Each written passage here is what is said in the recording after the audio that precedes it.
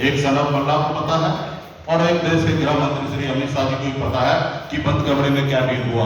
उन्होंने तो विनर बन गया, 3 विधायक को लेकर बिहार का सबसे बड़ा पार्टी बन ही गया, उनको झूठ बोलने की क्या आवश्यकता है। तो इसके लिए मैं भारतीय जनता पार्टी को भी शुभकामना देता हूँ, हमारे विधायक जो गए उनको भी शुभकामना देता हूँ।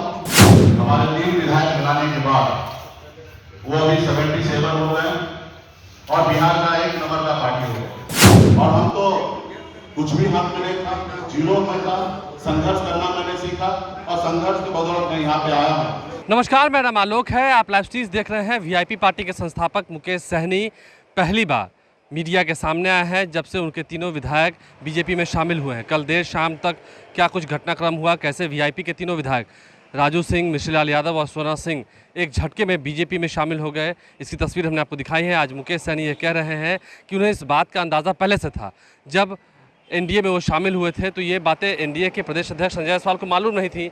ये डील तो दिल्ली में हुई थी, लेकिन ऐसे में चलिए उन्होंने सभी को बधाई दी है, अपने विधायकों को भी बधाई दी है जो बीजेपी में शामिल हुए हैं, और बीजेपी को भी बधाई दी है कि बिहार की वो सबसे बड़ी पार्टी बन चुके हैं। क्या कुछ वो कह रहे हैं, जरा सुनिए।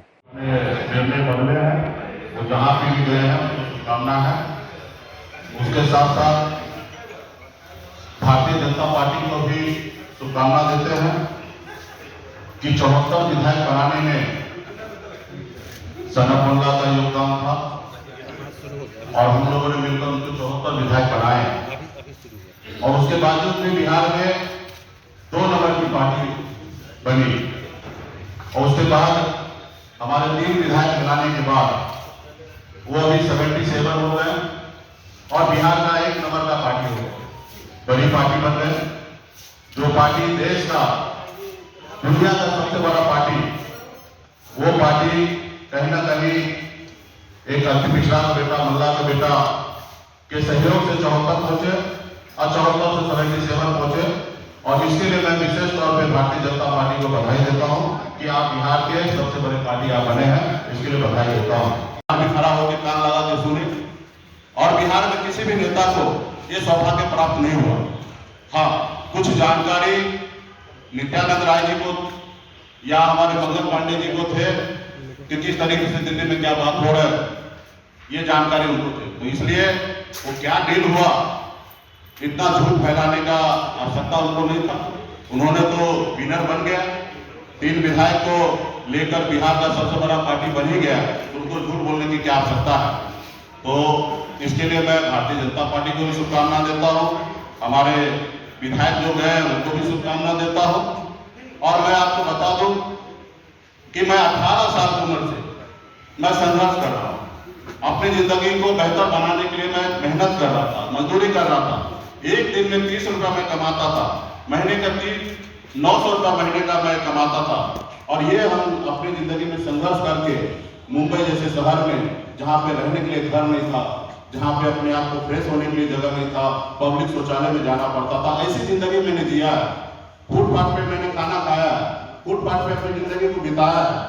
और वहीं से हमने संघर्ष करके मुंबई जैसे शहर में भी अपने एक अच्छा मुकाम मैंने बनाया। और उसके बाद बिहार में मैं आया, अपने लोगों का हक अधिकार के लिए मैंने देखा कि हजारों समस्या है, जहाँ हजारों समस्या वहीं पे मेरा भी जन्म हुआ था। लेकिन मैंने सोचा कि हमारे अपने लोगों के लिए बेहतर कुछ करें, और मैंने मुंबई के ऐशोआराम की जिंदगी को छोड़कर बिहार में आया। आपने देखा कि कितना मैंने संघर्ष किया, कितनी मैंने लड़ाई लड़ा, लाठी डंडा खाया, 7 दिन तक आंसर पर बैठा। जितना मुझे मेहनत करना था मैंने किया, और मेहनत करने के बाद 2020 में अच्छे तरीके से एक मुकाम मिला। वो तो ये हजम नहीं हुआ कि वो देखे कि ये व्यक्ति संघर्ष के दम पर जब हमें 11 सीट देने पर मजबूर कर सकता है, तो ये लड़का आने वाले समय में बहुत मेहनत करेगा और शायद 11 सीट पे इनकी समझौता नहीं होगा, शायद 100 पे समझौता हो। तो उन्होंने ये देखा कि इसको कैसे रोका जाए, तो उन्होंने रोकने का काम किया है। और हम तो कुछ भी हाथ में नहीं था, जीरो में था, संघर्ष करना मैंने सीखा और संघर्ष के बदौलत मैं यहाँ पे आया हूँ। क्या मैं अपने समाज के लिए आरक्षण मांग रहा, मैं गुनाह कर रहा हूँ? क्या मैं अति पिछड़ा समाज को, एक सनम मल्ला को पता है और एक देश के गृह मंत्री श्री अमित शाह जी को भी पता है कि बंद कमरे में क्या डील हुआ। यहाँ तक कमरे के बाहर ये बड़ा हीरो हो जाएगा, काम करेंगे।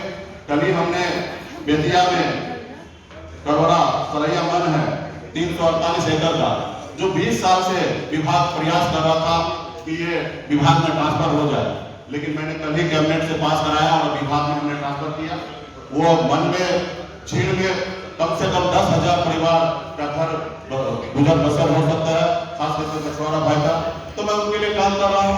आज बिहार में 32,000 तालाब है, जिसमें से 15,000 तालाब से अधिक तालाब पे कब्जा हो चुका है, अतिक्रमण हो चुका है। मैं उसके लिए प्रयास को अलग से टीम बनाकर उसको मैं चाहता हूँ कि अतिक्रमण मुक्त कराऊं।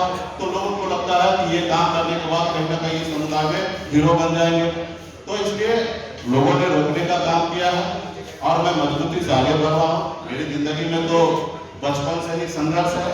जो आज हुआ है ऐसी बात नहीं था कि मुझे अंदाजा नहीं था, मुझे सब पता था कि मैं जो लड़ाई लड़ रहा हूँ उसमें कुछ भी हो सकता है। कुछ लोग चाहते हैं कि मैं ऐसा आदमी बना कर रखूं कि जिनको मैं बोलूं कि उठो तो उठेंगे, बोलूंगा बैठो तो बैठेंगे। तो ये पहले हुआ करता था। किसी कालखंड में समाज में कुछ ऐसे नेता था जिनको अपने आप पे भरोसा नहीं था, इसलिए वो ऐसे करते थे कि किसी के कहने पे सुनने पर उठते थे और बैठते थे। लेकिन आज मुझे भरोसा है कि बिहार ही नहीं, देश में लाखों करोड़ों निषाद का बेटा, पिछड़ा का बेटा, दलित का बेटा आज सनत मल्ला को जानने लगा। अब मैं भी इसलिए मैं कहता हूँ गर्व से कि मैं सनत मल्ला हूँ, पूरे देश में निषाद का बेटा हूँ, उनके हक अधिकार के लिए लड़ाई लड़ता हूँ।